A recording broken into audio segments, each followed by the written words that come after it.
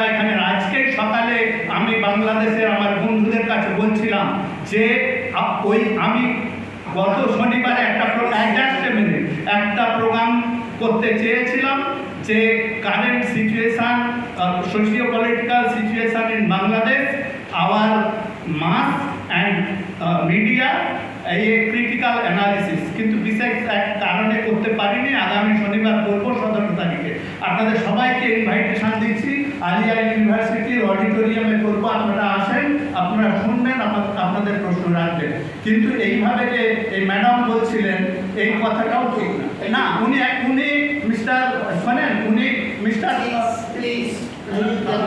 আমজাদ সাহেবকে অ্যাটাক করে বলেছেন, এটা এখানে বলা যায় না। Thank you very much.